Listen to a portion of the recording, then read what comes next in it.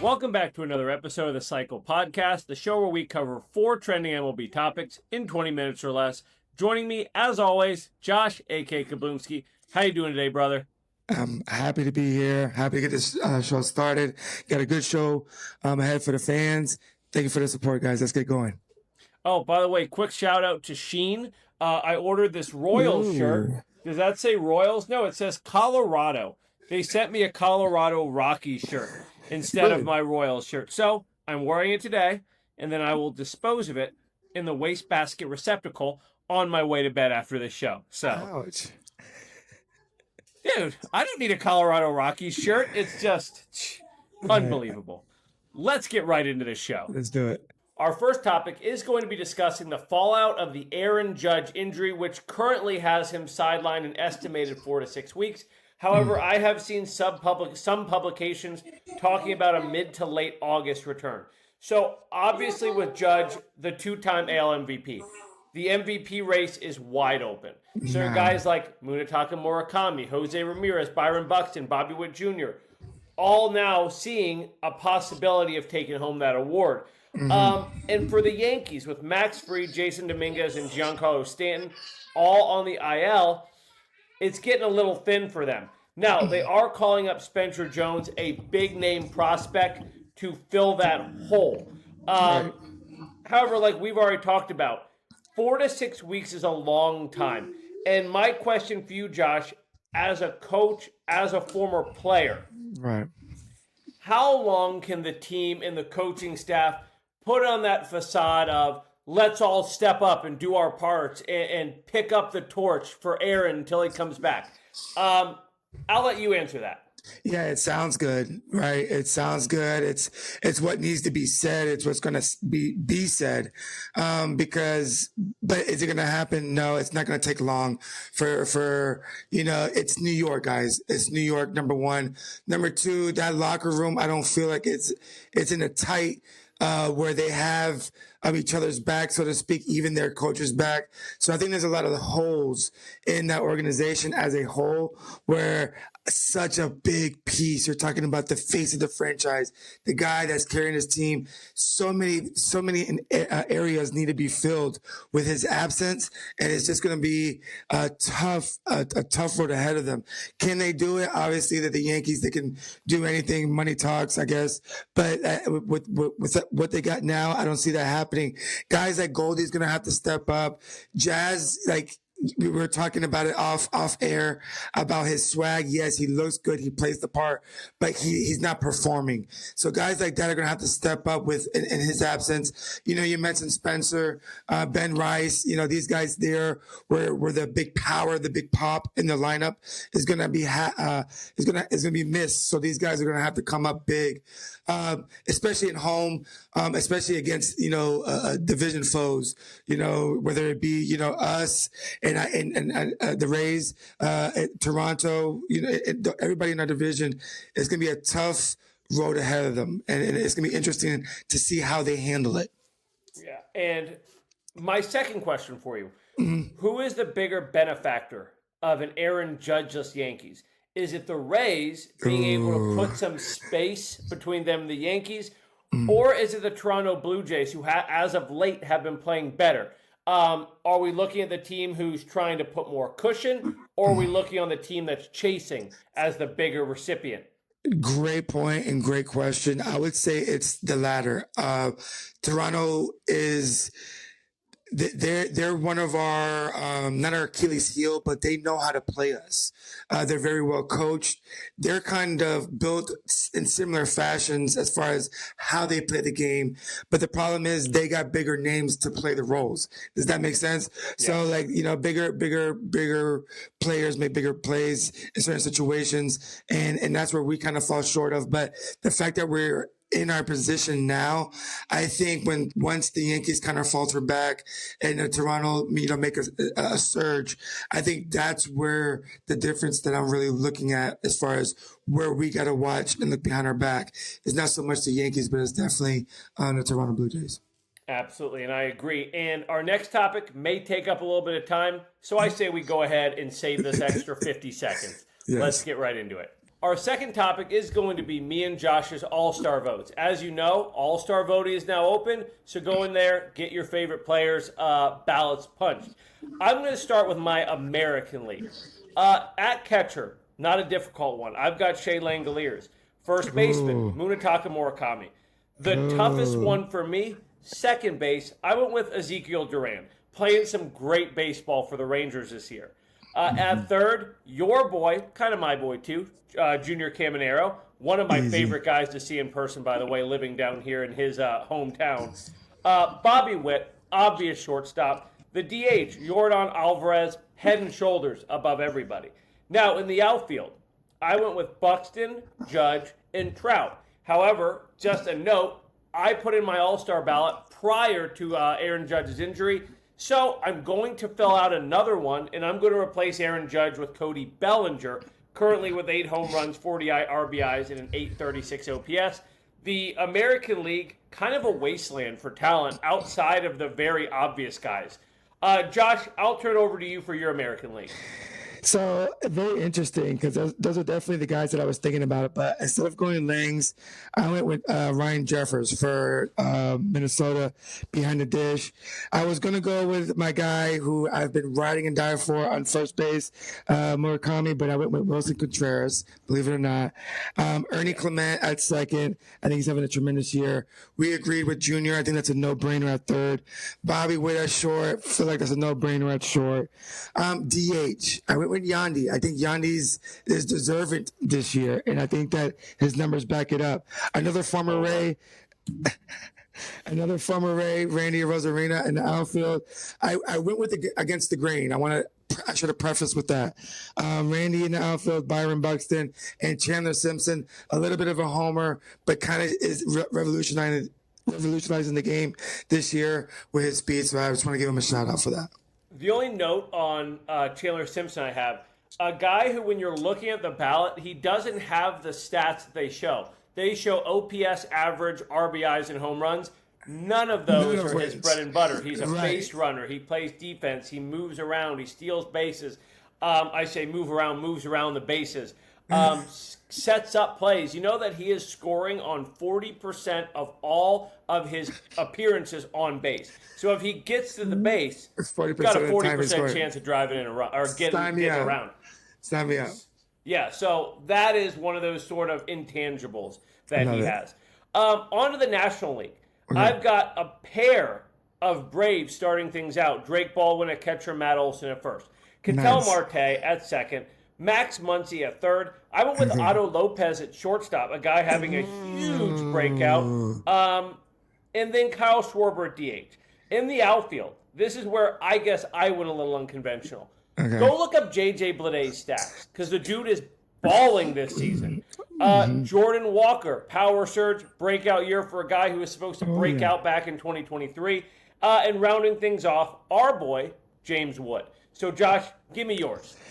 That's very interesting. I feel like we flip-flopped in the National League where now that's great work.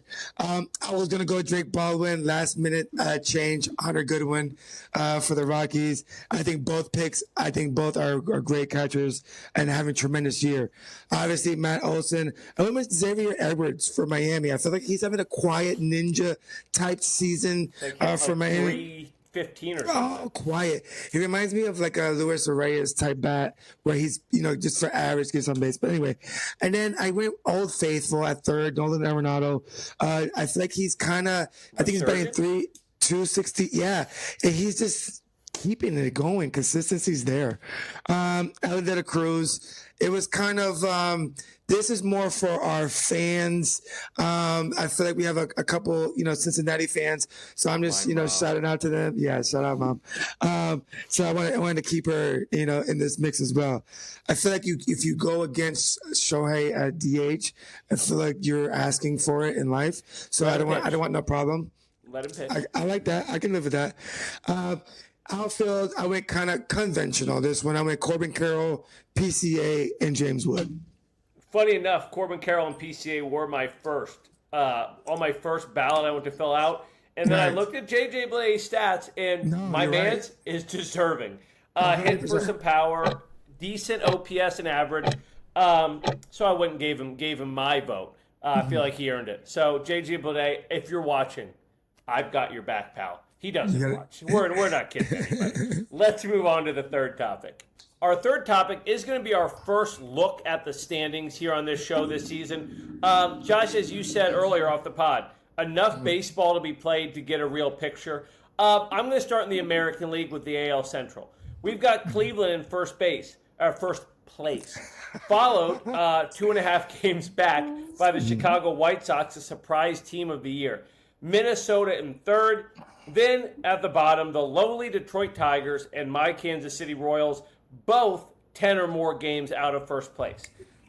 In the American League East, unlike my team, your team in first base, see, I did it again, first place. A game and a half above the Yankees. Now, a deep third through fifth. Baltimore 8.5 games back, tied with Toronto in fourth. And then the Boston Red Sox, the surprise bad team of the year, maybe, 11 games out. AL West, we've got Seattle in first. By the way, a few weeks ago, you said Seattle would take first place and hold the rest of the year. So first part of your prediction holds firm. Athletics at 30 and 32, 2 games back, tied with the Rangers. In fourth place, the Houston Astros at 28 and 36. And then, of course, basement in that division, much expected, the Angels at 24 and 39. Though Trout having a bit of a bounce back year, staying healthy and playing very well. So I kind of spoiled a little bit. Give me 2 teams that are your biggest takeaways from the American League. Yes, I'm going to say the Sacramento Oakland. Yes, whatever. A's, the Athletics. I think that with that AL West, when you talk about Seattle, which I thank you for shouting me out on that, we've already confirmed that is the team that is going to be to compete for that title.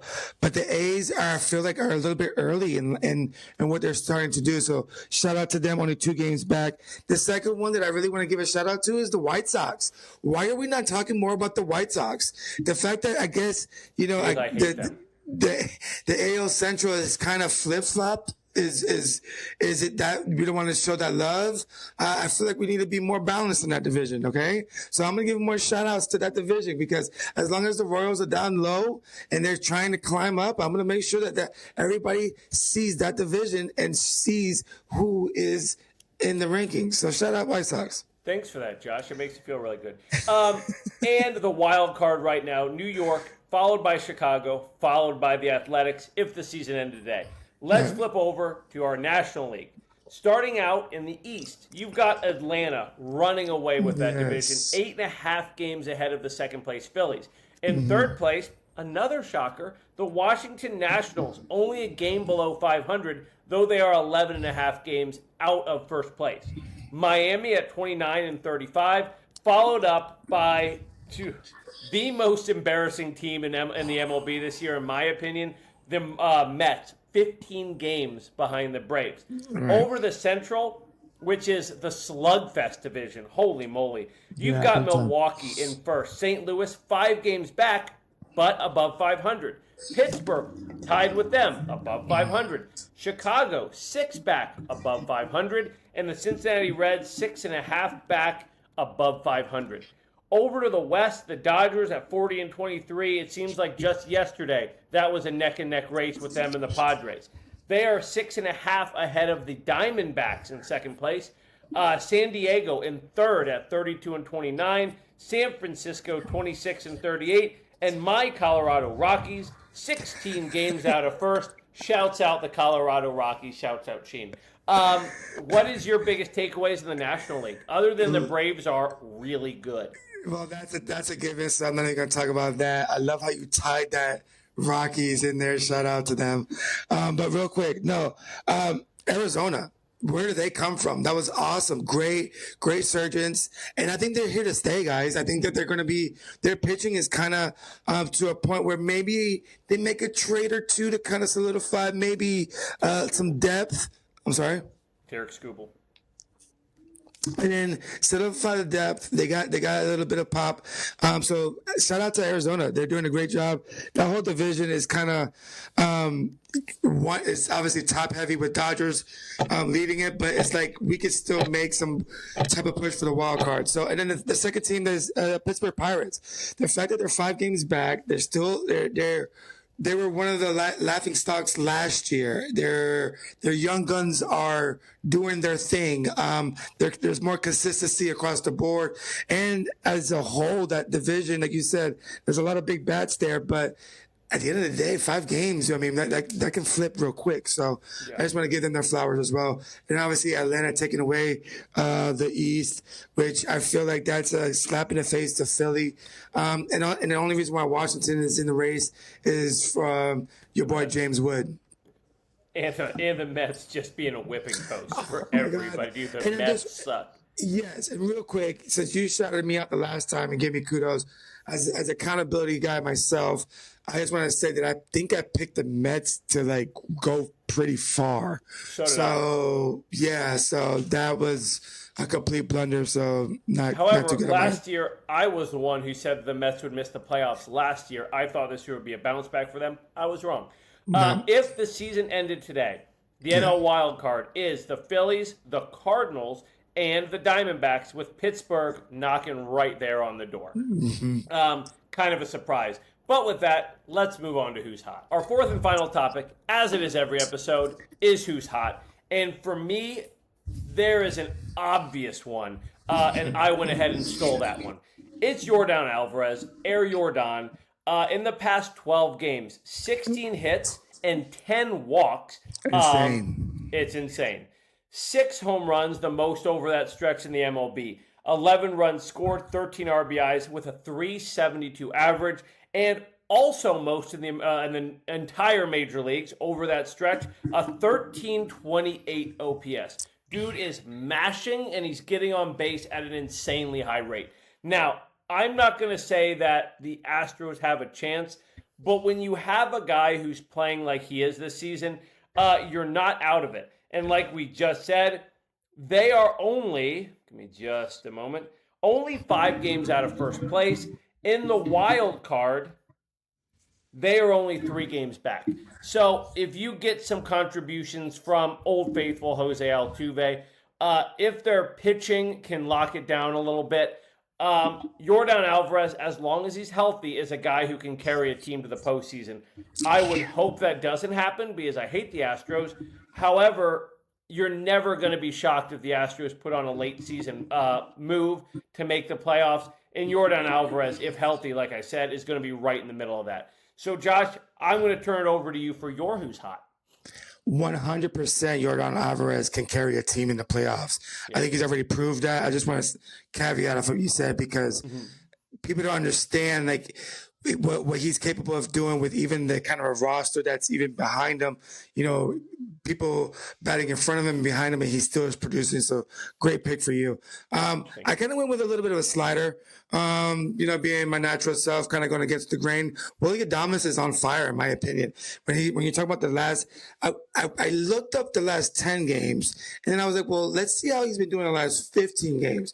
And the 15 games is not just better, but it looks like the consistency is there. So I'm gonna stretch it just 5 more games if you don't mind. He's batting 333 as of right now. He has 13 hits. With 5 home runs, 2 of them which are grand slam, or 1 is a grand slam, 2 is multi-hit in 1 game. So he's having multiple hit games throughout this whole push, and it's kind of resurging that whole team as a whole because it's even affecting some of his teammates. Matt Chapman is doing his thing now. So, because I was going to look at him possibly as a Who's Hot as well. So, I just want to give Willie Adames, and then anytime that I can give a former Ray a shout out, you know that I am. So, shout out to Willie Adames. Sort of disappointing, I'd say, in his tenure as a whole with the Giants. That's a team that's in deep with some bad contracts. But if Willie Adames could perform at his Milwaukee level, at his Tampa Bay level, it's still a fantastic signing by them. He's a strong player, and he will find his way around. I believe he's a guy that tends to finish strong throughout his career. So I'd expect them to stay hot as the season rolls on. Josh, do you have anything else on who's hot? Yeah, no, I was about to say, because when you talk about he stays hot, not only that, he's the an X factor in the locker room, that it plays a vital role as you make a push. And for him to make, he's a role player. He reminds me kind of like a Kike Hernandez, where he's a role player but comes up big in big time moments. So he's showing that the team, hey, ride my back for a little bit, and we can do our thing. And that's gonna give the confidence to the team once October hits to make a push, further on into the playoffs. Yeah, and we'll see. They are 8 games out of the wild card, but we're still early enough in the year. Anything can happen. There is enough talent on that roster. A team that some people were expecting to make a wild card push and to sort of contend in that division behind the Dodgers hasn't happened yet. Could happen. I'm not counting them out. But with that, let's wrap this thing up. Josh, thank you for another great episode. Yes. I appreciate you, man. So happy to be here tonight. Guys, with this All-Star voting, as you guys start voting, put a couple comments in there on who you guys think, or who you guys are going against, or maybe ones that you liked or did not like from ours. And then please, like always, tell a friend to tell a friend to tell a friend to like and subscribe and watch our show. Thank you again, guys. Don't forget to turn on notifications so you never miss an episode. We'll see you next time.